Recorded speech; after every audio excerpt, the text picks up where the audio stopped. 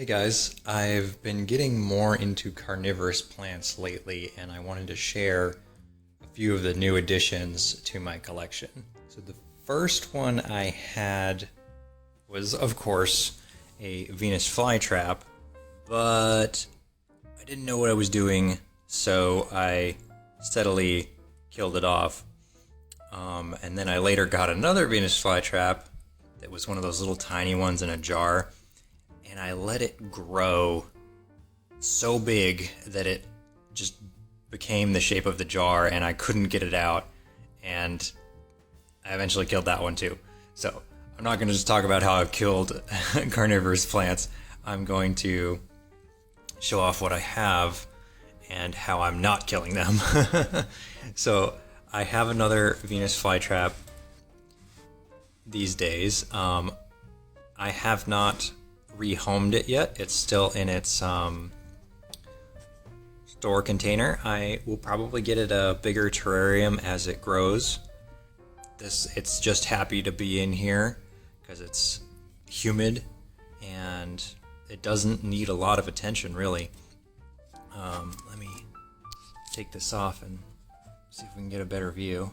So there you can see all the little mouths, and the cap has some little holes, so if flies were so curious enough to go down in there, they might get chomped.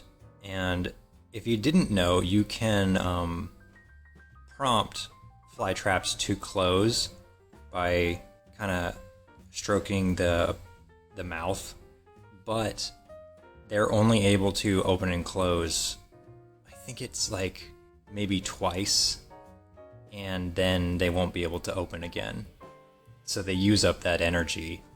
So if you make it do it a few times, then it's going to use up that energy, and then that mouth will die off, if I remember correctly. So that's a Venus flytrap. That's a classic. Everybody knows about Venus flytraps. Over here is one that a friend gave me. This is a Sundew, and I love these plants because, so this looks a little messy because it is covered in flies. This thing works real hard and the flies just go for it like catnip. Let's see if I can get it to zoom in, or focus rather. No, not too much. Oh, here we go.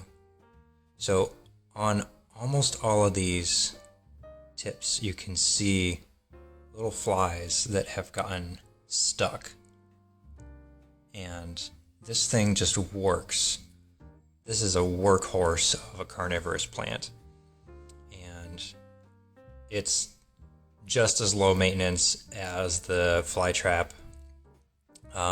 This one might do a bit better if I had it in a little housing.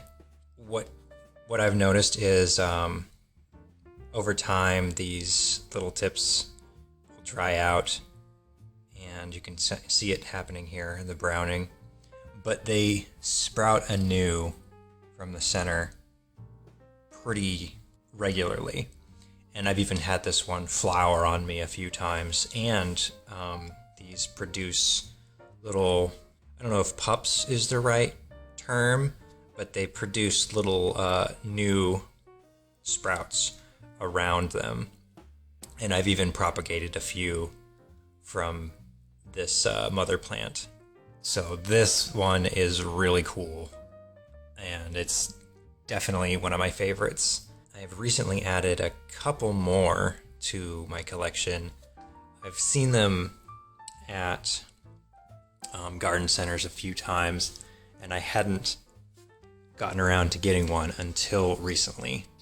So I've got a pitcher plant here, and these are also kind of iconic because they're so funky looking. The fly would, or insect would, crawl down in there and get stuck, and it's done. So you can see one here that dried up. I am thinking that I want to get housing of some kind for this, like a terrarium, but I haven't found the right one yet.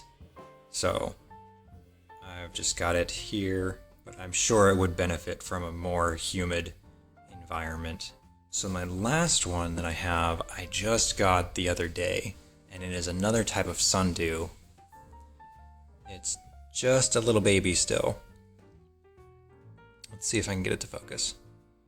So yeah, there you go. You can kind of see this one, unlike the other one, it has more of like a pad at the end of each leaf.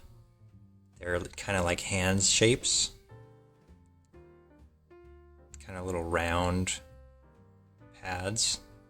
So as this one grows, I will take it out of this little housing and give it a larger home. But this one, I think, I got this off of Amazon for pretty cheap. So it's in a gel, like a nutrient gel. You can see it kind of stuck in there from the bottom. And it's gonna subsist off of that for, man, a long time.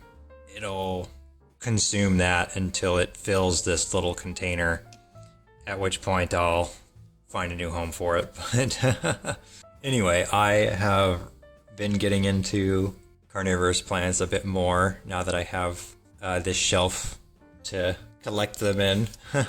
And they're really, really interesting in a variety of ways because they're so different.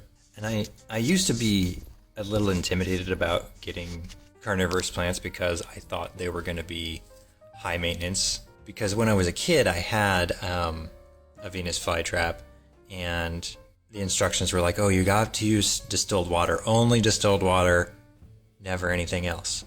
And I understand that. It would benefit these if I only use distilled water, but I don't. And because I don't feel like buying distilled water. Maybe if I get super obsessive about carnivorous plants, then I'll start using distilled water, but I'm not bothering with it, and they haven't really immediately died off on me, so I'm not worried about it. I've had this one for some time, and I've had that other sundew for years, a few of them actually, and they've done just fine.